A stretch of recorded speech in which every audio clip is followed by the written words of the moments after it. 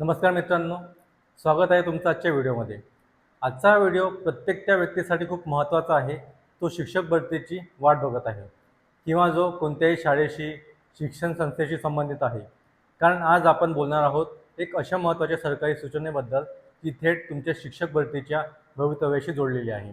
होय मित्रांनो, पवित्र पोर्टलवर शिक्षक भरती प्रक्रिया सुरू होण्याचा पहिला मोठा टप्पा आता ऑफिशियली सुरू झाला आहे आणि अनेक लोक अजूनही कन्फ्यूज आहेत की नेमकं काय सुरू झालं आहे, आपल्याला काय करायचं आहे, ही नोटीस आपल्यासाठी आहे की नाही।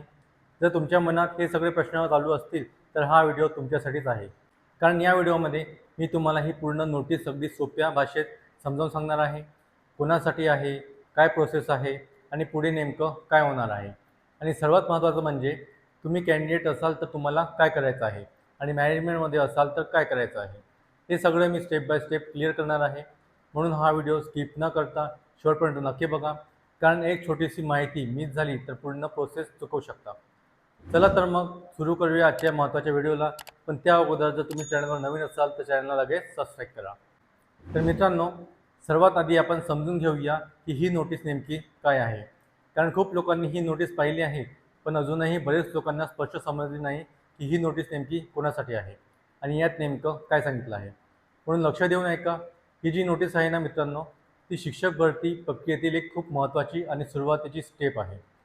सरळ आणि सोप्या भाषेत सांगायचं तर राज्यातील सर्व शाळांना सांगितलं जात आहे की तुमच्याकडे जेवढी शिक्षकांची रिक्त पदे आहेत ती आता पवित्र पोर्टलवर नोंदवा आणि त्यासाठी जाहिरात जनरेट करा। होय मित्रांनो, ही डायरेक्ट भरतीची जाहिरात नाही, पण ही त्या भरतीची सुरुवात आहे। म्हणजे काय, आधी शाळा त्यांच्या वॅकन्सी पोर्टलवर टाकणार, मग त्या वॅकन्सीला अप्रूव्हल मिळणार आणि त्यानंतरच ॲक्च्युअल टीचर रिक्रुटमेंट प्रोसेस सुरू होणार। म्हणजे ही नोटीस म्हणजे भरती सुरू होण्याचा पहिला ऑफिशियल सिग्नल आहे। अजून एक महत्त्वाची गोष्ट म्हणजे खूप कॅन्डिडेट्स असा विचार करत आहे की आपल्याला आता अप्लाय करायचं का, तर उत्तर आहे नाही। कारण ही नोटीस कॅन्डिडेटसाठी नाही तर शाळेंच्या मॅनेजमेंटसाठी आहे। म्हणजे शाळा, संस्था, नगरपालिका, जिल्हा परिषद यांनी त्यांच्या रिक्त पदांची माहिती भरायची आहे आणि एकदा ही प्रक्रिया कंप्लीट झाली की तेव्हाच कॅन्डिडेटसाठी पुढचा टप्पा सुरू होणार आहे। म्हणून जर तुम्ही कॅन्डिडेट असाल तर पॅनिक होण्याची बिलकुल गरज नाही। पण हो, ही नोटीस तुमच्यासाठी इनडायरेक्ट खूप महत्त्वाची आहे, कारण याच्यावरच पुढची भरती प्रोसेस डिपेंड असणार आहे। म्हणून ही माहिती नीट समजून घेणे खूप गरजेचं आहे। आणि आता आपण पुढच्या सेक्शनमध्ये पाहणार आहोत या नोटीसमधील महत्त्वाच्या तारखा कोणत्या आहेत। तर मित्रांनो, आपण येतो या नोटीसमधल्या सर्वात महत्त्वाच्या भागावर आणि तो म्हणजे तारखा। कारण पूर्ण प्रोसेस या डेट्सवरच डिपेंड आहे आणि इथे जर तुम्ही चुकलात तर पूर्ण प्रोसेस मिस होऊ शकते। म्हणून हा पार्ट खूप लक्ष देऊन ऐका। या नोटीसमध्ये स्पष्टपणे सांगितलं आहे की 1 मे 2026 ते 31 मे 2026 हा जो कालावधी आहे तो खूप क्रिटिकल आहे। कारण या पूर्ण महिन्यात राज्यातील सर्व शाळांना पवित्र पोर्टलवर त्यांच्या रिक्त पदांची माहिती भरायची आहे आणि त्याचबरोबर त्या पदांसाठी जाहिरात नोंदवायची आहे। आता इथे एक महत्त्वाची गोष्ट समजून घ्या, ही डेट्स कॅन्डिडेटसाठी नाहीत, तर या डेट्स फक्त मॅनेजमेंटसाठी आहेत। म्हणजे स्कूल्स, कॉलेजेस, संस्था यांनी या कालावधीतच त्यांची प्रोसेस कंप्लीट करायची आहे। जर त्यांनी या 1 मे ते 31 मे या वेळेत वॅकन्सी पोर्टलवर टाकली नाही तर पुढे त्या शाळांना भरती प्रक्रियेत सहभागी होता येणार नाही। म्हणजेच ही डेडलाईन खूप स्ट्रिक्ट आहे आणि खूप महत्त्वाची आहे। आता कॅन्डिडेट्ससाठी याचा अर्थ काय, तुमच्यासाठी हा वेटिंग फेज आहे। या कालावधीत शाळा त्यांची माहिती भरतील, अप्रूव्हल प्रोसेस होईल आणि त्यानंतरच ॲक्च्युअल रिक्रुटमेंट पुढे जाईल। म्हणून तुम्ही आता टेन्शन घेऊ नका। पण हो, मे महिन्यानंतर कधीही रिक्रुटमेंट प्रोसेस पुढे सुरू होऊ शकते। म्हणून अलर्ट राहणं खूप गरजेचं आहे। आणि पुढच्या सेशनमध्ये आपण पाहणार आहोत शाळा किंवा मॅनेजमेंटने नेमकं काय करायचं आहे। तर मित्रांनो, आता आपण येतो या पूर्ण नोटीसमधल्या सर्वात महत्त्वाचा कोर आणि ॲक्शन घ्यायच्या भागावर, म्हणजेच मॅनेजमेंटसाठी कंप्लीट प्रोसेस। कारण इथेच सगळा गेम आहे। इथेच ठरतं की भरती पुढे जाईल की अडकून बसेल। आणि खरं सांगायचं झालं तर ही प्रोसेस जर नीट समजली नाही तर पूर्ण रिक्रुटमेंट डिले होऊ शकतो। म्हणून हा पार्ट स्किप करू नका, लक्ष देऊन शांतपणे ऐका। Step number 1, portal log in. सगळ्यात पहिली गोष्ट म्हणजे तुम्हाला पवित्र पोर्टलवर लॉग इन करायचं आहे। जर तुम्ही आधी टेट 2022मध्ये सहभागी झाला असाल तर तोच यूजर आय डी आणि पासवर्ड वापरायचा। जर पासवर्ड विसरला तर OTPच्या पद्धतीने रिसेट करता येतो। एक गोष्ट लक्षात ठेवा, लॉग इन झाल्याशिवाय प्रोसेस सुरूच होत नाही। स्टेप नंबर 2, बिंदू नामावली। आता येतो सगळ्यात क्रिटिकल पार्ट म्हणजे बिंदू नामावली, म्हणजे रिझर्वेशन सिस्टीम। हा पार्ट इग्नोर केला किंवा चुकीचा भरला तर पुढेही काहीही होणार नाही. यात तुम्हाला काय करायचं आहे, SC, ST, OBC, EWS, open अशा कॅटेगरीनुसार पदांची योग्य विभागणी करायची आहे.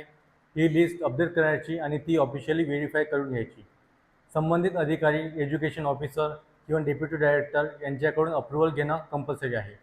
लक्षात ठेवा, बिंदू नामावली अप्रूव्ह झाली नाही तर पुढची एकही स्टेप चालणार नाही. Step number 3, vacancy details.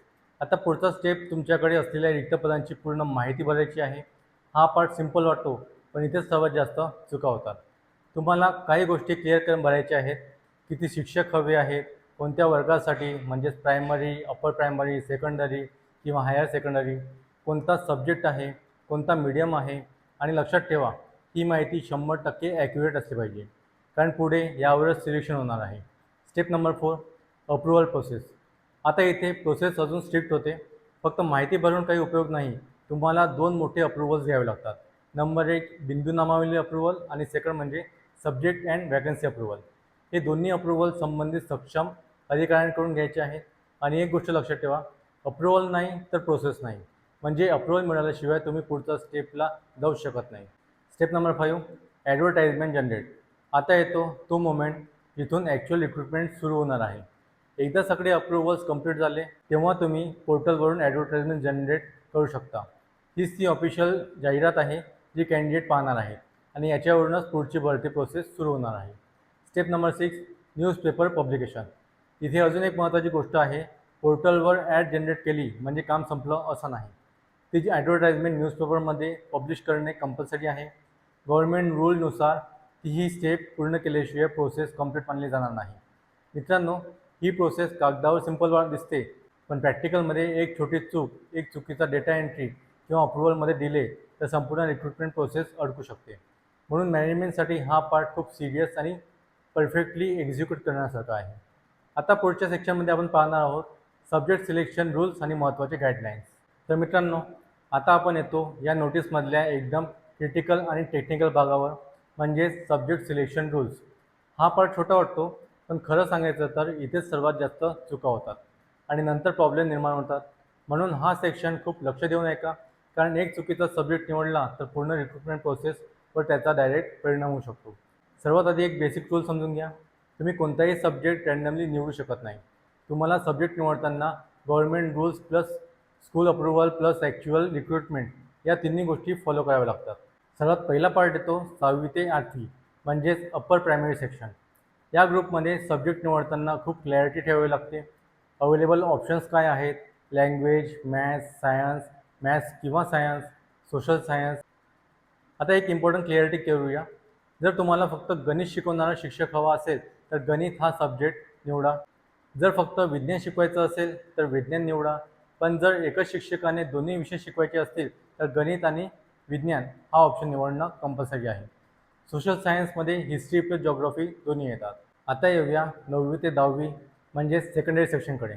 इथे सब्जेक्ट सिलेक्शन अजून स्पेसिफिक होतं. अवेलेबल ऑप्शन्स, लँग्वेज, मॅथ्स और सायन्स, सामाजिक शास्त्र, इतिहास, भूगोल, शारीरिक शिक्षण, संरक्षणशास्त्र. आता इम्पॉर्टंट रूल्स बघूया. जर फक्त हिस्ट्री शिकवायचं असेल तर हिस्ट्री निवडा. जर फक्त जॉग्राफी तर भूगोल निवडा.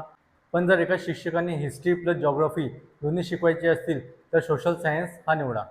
मॅथ्स आणि सायन्ससाठीही हाच रूल लागू होतो. आता येऊया 11वी आणि 12वी म्हणजेच हायर सेकंडरी. या लेवलवर एकदम क्लिअर रूल आहे. फक्त तेच सब्जेक्ट निवडायचे जे त्या ज्युनियर कॉलेजमध्ये ऑफिशियली अप्रूव्ड आहे.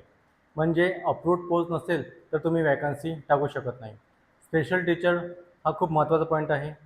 कला म्हणजेच आर्ट, कार्यानुभव म्हणजेच वर्क एक्सपिरियन्स ही पदे डायरेक्ट सब्जेक्ट म्हणून टाकायची नाहीत. त्यासाठी तुम्हाला स्पेशल टीचर हा ऑप्शन वापरावा लागतो. हा पॉईंट अनेक लोक मिस करतात आणि नंतर त्यांची एंट्री रिजेक्ट होते. मित्रांनो, सब्जेक्ट सिलेक्शन हा छोटा पार्ट वाटतो, पण रिअलमध्ये ही संपूर्ण प्रोसेसची फाउंडेशन आहे. म्हणून मी तुम्हाला एकच सांगतो, घाई करू नका, रूल्स नीट वाचा आणि मगच सब्जेक्ट सिलेक्ट करा. आता पुढच्या सेक्शनमध्ये आपण पाहणार आहोत इम्पॉर्टंट रूल्स, लिमिट्स आणि रिस्ट्रिक्शन, जे प्रत्येक मॅनेजमेंटला माहीत असणे खूप गरजेचं आहे. तर मित्रांनो, आता आपण येतो या पूर्ण नोटीसमधल्या सर्वात सेन्सिटिव्ह आणि रूल बेस्ड भागावर, म्हणजेच इम्पॉर्टंट रूल्स, लिमिट्स आणि रिस्ट्रिक्शन. हा पार्ट खूप लोक स्किप करतात, पण खरं सांगायचं तर इथे सगळ्यात जास्त चुका होतात आणि इथूनच पुढे प्रॉब्लेम सुरू होतात. म्हणून हा सेक्शन खूप लक्ष देऊन ऐका, कारण इथे दिलेला प्रत्येक रूल डायरेक्ट तुमच्या रिक्रुटमेंटवर परिणाम करणार आहे. Rule number 1, 80% vacancy limit. सर्वात महत्त्वाचा रूल म्हणजे तुम्ही तुमच्या शाळेतील सर्व रिक्त पदे भरू शकत नाही. गव्हर्नमेंटने क्लिअर सांगितलं आहे, फक्त 80% पदांसाठीच मागणी नोंदवता येईल.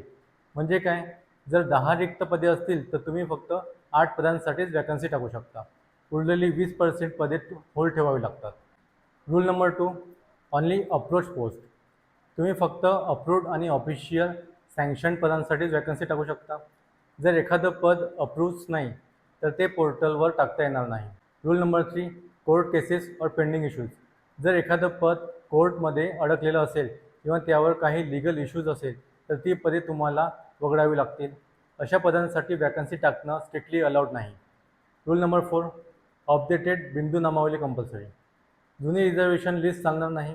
तुम्हाला बिंदू नामावली नवीन नियमांनुसार अपडेट करूनच वापरावी लागेल. विशेषतः SC-BC reservation changes, PESA area rules हे अपडेट केल्याशिवाय अप्रुव्हल मिळणारच नाही. Rule number 5, medium wise and category wise data. जर तुमच्या शाळेत वेगवेगळे मीडियम असतील तर प्रत्येक मीडियमसाठी वेगळी माहिती भरावी लागेल. एकाच एंट्रीमध्ये सगळं मिक्स करता येणार नाही. Rule number 6, only genuine vacancies. Fake किंवा अननेसेसरी वॅकन्सी टाकणे खूप मोठी चूक ठरू शकते. फक्त ॲक्च्युअल, जेन्युइन आणि रिक्वायर्ड पदेच टाका. रूल नंबर 7, अप्रुव्हलशिवाय काहीही फायनल नाही. कितीही माहिती भरली, कितीही मेहनत घेतली, पण जर अप्रुव्हल नाही तर सगळे युजलेस आहे.